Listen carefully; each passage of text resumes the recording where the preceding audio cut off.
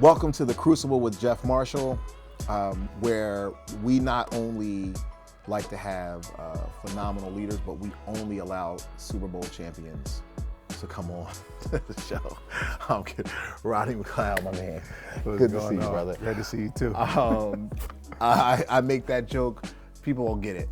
If they watch this episode and they watch another episode, they'll understand. But I'm going to read through your bio real quick, just to let folks know a little bit about you. One, that you're more than a Super Bowl champion, but I think it's important for people to kind of understand a little bit about your success so that when you share a crucible moment, they can really grasp the humanity in that. And so we'll just take a second and go through this real quick.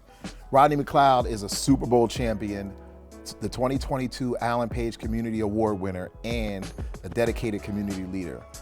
Over his 13-year NFL career, he's been recognized for his leadership as a 3-time captain and his impact beyond the field. In 2020, McLeod and his wife, Erica, founded the Change Our Future Foundation to support underserved youth through education, health and wellness initiatives. He also launched the men's streetwear brand Back of House, reflecting his commitment to community success.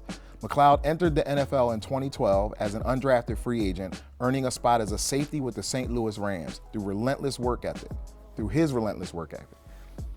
His tenure with the Rams led to key roles with the Philadelphia Eagles, where he won in the Super Bowl in 2017, go Birds, the Indianapolis Colts, and the Cleveland Browns. Despite injuries, his perseverance has earned him honors including the 2020 Walter Payton Man of the Year nominee, the 2021 Ed Block Courage Award winner, and the 2022 Steinberg DeNicola Humanitarian Award winner.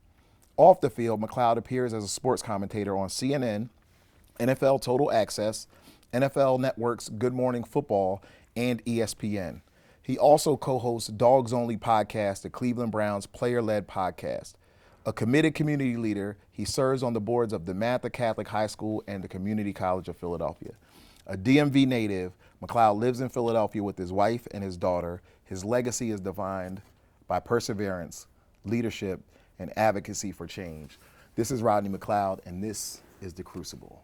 Welcome again, man. Man, pleasure. Yeah, I'm glad to have you excited. here. Man. Yeah, right. Well, it's been good, getting to know you over the last few years. I mean, even beyond you and I, our orbits crossed off the football field. It was through one of your foundations and the work that you were doing, and it was very inspiring. And I remember approaching you and saying, "Hey, I want to get involved in the work you're doing." And so, before we even get into Crucible Moments, I think it's necessary to say that I appreciate you making those spaces for young men to grow, and it's absolutely needed in many communities. So I hope that folks follow your lead on that.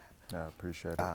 With that said, man, I want to make space. The reason we do that, like I said, is we just got to get people to understand, all of the things that you've done, because folks who know you, they know that already, but those who don't, I need them to understand, here is a person who has had success in many areas, but that success didn't come without trials or tribulations or crucible moments. Mm-hmm. And so I want to give you the floor to share with us a crucible moment that for you has had a tremendous amount of impact. Yeah, I appreciate that. Like you said, to get to the pinnacle of the game and to be a 1%er, you got to go through some things. Yeah. So for me, I know a lot of people can relate to, my moment, because I think we've all had that job that we truly desired, that we prayed for, that we worked diligently for, and we put in our resume. We did all the work behind the scenes, and kind of did everything that they asked, and you felt qualified. All to do the interview. Hey, we'll give you a call back. And for me, I never got that call that I wanted. Yeah. And my moment speaks to how I entered into this world of 13 years, but more importantly, where it started, how it began, And for me, it was the day of draft day, where, my family surrounded me, my friends. At that time, before she's my wife today, but was my girlfriend, Erica was present. And this was the time where they made it a 3-day experience. Yeah. So, when I was growing up, it was just one packed out day. Now it's 3 days. And so we go over the course of those first 2 days. I know I was like a third day guy. And there was a lot of anticipation around me getting that call. Yeah. And, you go through the entire day. And again, had some false alarms, some people that were on the fence, sounded very convincing on the phone. Hey, look, we're fighting for you in the draft room to get you, but if we don't, we want you to come to camp. And the draft concludes, and I'm sitting there, disappointed, like it just heart was just crushed. I felt like a failure. Because these people that now surround me have sacrificed so much for me to get to this moment and live out not only my dream, but I feel like that call, it represents us all. Everybody's role within my life, it now depended on that. And I wanted to celebrate not only the moment, but celebrate them for pouring into me the way that they did to give me a chance to be able to receive it. And it was the world just came crashing down. I didn't know if tomorrow existed for me. Yeah. This was an unfamiliar space.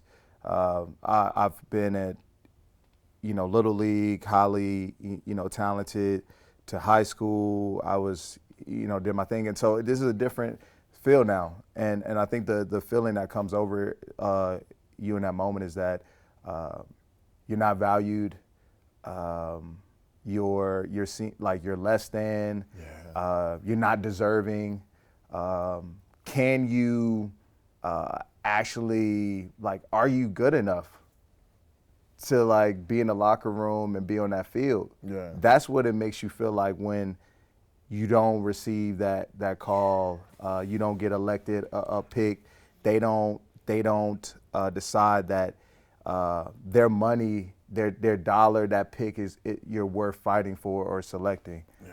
So that's the way that I entered into this league. That's tough. That's tough. You know what makes it tough? Because as you're talking about it, I can't imagine the feeling, especially when it's over 3 days, right? Or so everyone around you is building up to this moment. And what I was thinking about were the times that those of us who are just fans of any of the sports that do drafts, especially on TV, watching someone go through that, you start to feel that secondhand, just watching it. So I can't imagine being in the space with you, what the feelings would have been for family members, how you probably felt I just want to kind of disappear. And so how did you manage that because that's how it started, right? That's not how it ended. Yeah. And so there was a lot of learning in between that, but in that time when it was happening to you, how did you manage all those feelings? Yeah, I feel like every man, what we do, we mask it. Yep. We mask it. I'm good. I'm straight.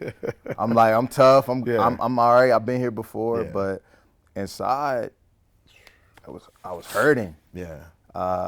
And it took a lot to kind of build my confidence back up because at that point, it's at the bottom. Yeah.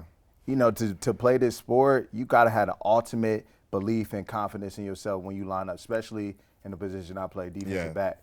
We going against some of the best of the best. Yeah. And again, just simply a phone call changed everything about myself in that moment. Wow. It had me it had me second guessing everything who I thought I was. Yeah.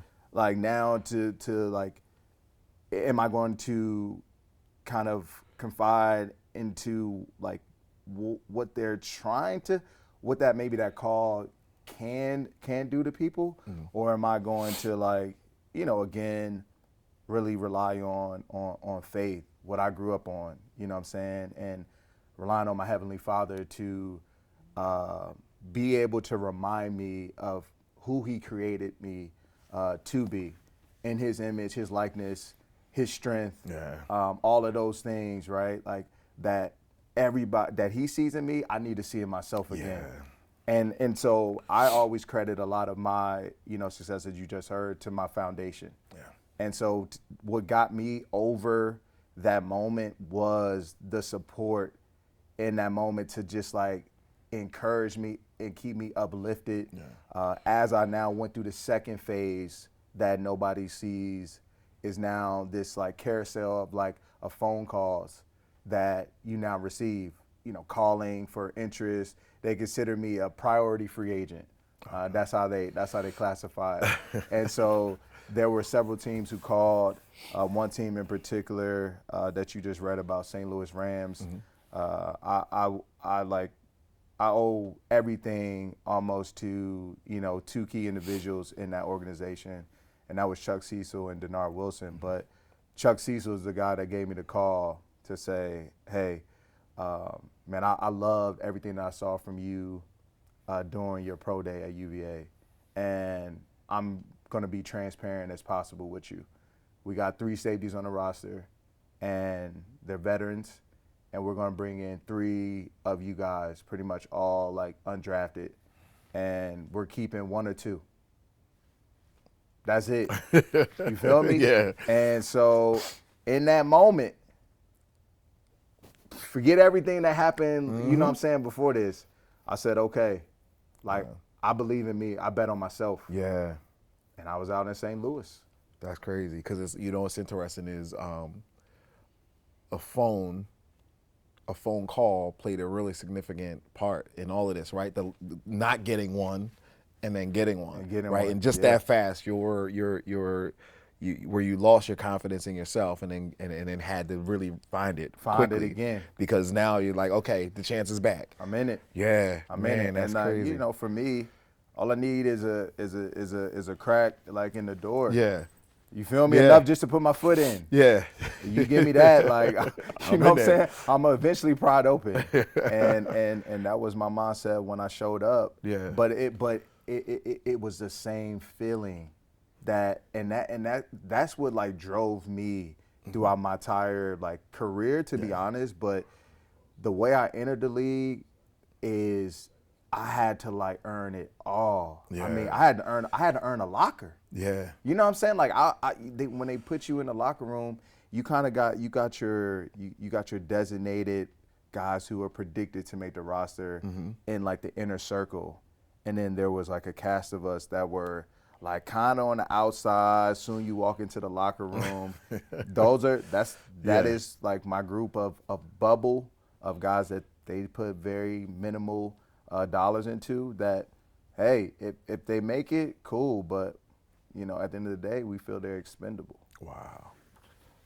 Yeah, that's something, man. I think you definitely spoke to a lot of people, because there is something to be said about being high achieving for an entire period of time, whether it's like whatever your focus is. It could be music, it could be, finance, academics, but for you in particular, sports, right? It's like, oh no, since I was young, I've been a high performer in this thing. And then to get to a point where suddenly you feel like what is being said is you're not a good enough performer for this. Yeah. And then getting another opportunity, but even in that opportunity being told, you might not be good enough for this. So that's, I can't imagine the mental gymnastics you had to do in order to kind of keep finding that confidence. Yeah. What would you say, I think you mentioned it, what would you say you attributed that confidence to? Like where you were in those moments and you had to find it, what would you say you would attribute it to? Like I said, my faith, being Christian and understanding that, I have a purpose. How God sees me is how I should see myself. My support system, just talking to them every single day, just giving me that reassurance that like you are capable of doing everything. Just look at, you know, the route that you've had thus far. Like you weren't a 5-star recruit coming out, you were a 3-star. You know, you often overlooked, but in moments where the team needed you, you've always risen. Yeah. And so just really reminded me of those key moments that I've already lived through. That this is another like moment, another chapter for you to be able to like overcome another great obstacle that somebody's put in front of you. Because every time like you've showed up and you've conquered and you delivered. Yeah. So I walked in like knowing that, man, all I ever needed was just opportunity for people to see me in the way that I see myself. Because that's what draft day was. It was like, you didn't see me how I saw myself. But when I showed up in camp and you saw me every day, like that daily approach, the way I showed up from the meeting room to breakfast to the weight room and then transition on the field, there's no denying me. Yeah. You got to, you know what I'm saying? Like for us, we live by the tape. Like the tape says it all. Yeah. And so as those days started to accumulate and I made plays, I showed up, my whole thing was, man, earn the trust and respect of the OGs and the vets, and everything else gonna like take care of itself. Like that's what I care about the most. Like when I walk into the locker room, I want the trust in my guys to know, man, I look to the left, Rod, he's gonna be exactly where he's supposed to be. And I think when I built that confidence, not only in myself, but within the locker room, then everybody else upstairs was like, it's a lot. Yeah, it's a lot. Oh man, that's great, man. Yeah. What would you want, you know, folks who are tuning into this episode? I mean, first of all, it's a phenomenal story. I think one of the things that you hit on was, particularly with the world of sports and entertainment, there's a part that we all see as fans, and then there's a whole world where we don't see. And especially around the draft. And I think adding a certain level of humanity, for lack of a better, to that experience that's happening where the cameras are off was, you know, eye-opening for me, and I think probably for a lot of people. Yeah. What would you want folks to take from this conversation, if anything, about the resilience that you've shown, and I'm sure it shows up in other moments. I mean, we read in the bio there were injuries. I know that like injuries you have to come back from, and there is a lot of self-doubt just in that. But you know, so I know just from those two things that you've been very resilient. But what would you want someone to take from this conversation, if anything? Yeah, from my story and this conversation, I want people to understand that with those adverse moments, it breeds character. For me, every time I can look back on life and I see maybe in that moment a loss or a obstacle, I didn't have the ability to hit reset, to find another way out. Like the only way out was just attacking it head on. And within that, there was a form of discovery that also took place.